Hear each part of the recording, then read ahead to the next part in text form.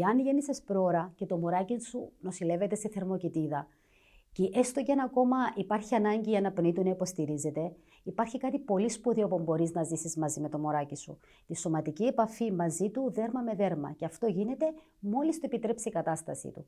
Κάτι που θα βοηθήσει και στη γρηγορότερη ανάρρωση του. Ερευνητικές μελέτες έχουν δείξει ότι η μέθοδος της σωματικής επαφής δέρμα με δέρμα, δηλαδή όπως λέγεται η μέθοδος Κάνκαρου, στα πρόωρα νεογνά, επιφέρει τεράστια ωφέλη τόσο για τον νεογνώ, όσο και για τη μητέρα και εξίσου για τον πατέρα.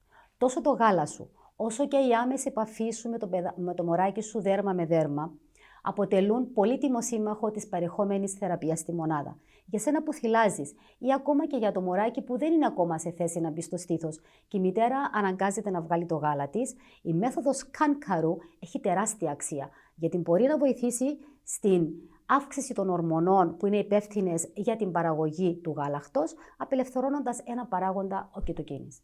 Έχει παρατηρηθεί μάλιστα ότι η παραγωγή του γάλακτος σου θα είναι ακόμα μεγαλύτερη εάν πρώτα κάνεις Κάνκαρου και μετά θυλάσεις ή βγάλεις το γάλα σου, και ιδανικότερα βέβαια θα ήταν αν έβγαζες το γάλα σου δίπλα από το μωράκι σου.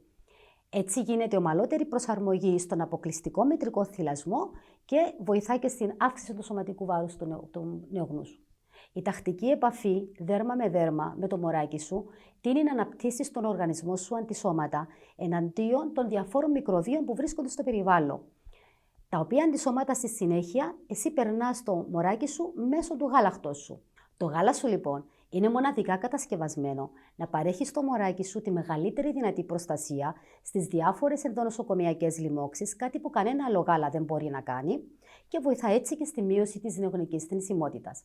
Έχει παρατηρηθεί μάλιστα ότι στα νεογνά που κάνουν τακτικά τη μέθοδο Κάνκαρου μειώνονται οι αρρυθμίες στον καρδιακό και αναπνευστικό ρυθμό, οι ανάγκες οξυγόνο, έχουν λιγότερα πνοϊκά επεισόδια και διατηρούν τη θερμοκρασία τους μέσα από τη άμεση επαφή με το δέρμα του γονέα. Η μέθοδος Κάνκαρου προάγει επίσης την υγεία και τη ψυχοκινητική ανάπτυξη του νεογνού μέσω της αφής και της όσφρησης.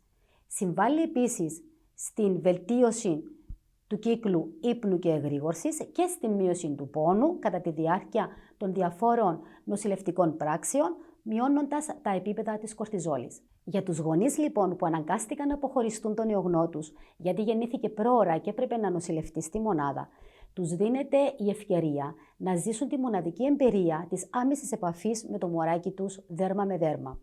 Αυτό θα τους προσφέρει ψυχολογική και συναισθηματική κάλυψη, μειώνοντας έτσι το στρες και το άγχος του αποχωρισμού. Η τακτική σωματική επαφή με το μωράκι τους δέρμα με δέρμα θα τους φέρει πιο κοντά.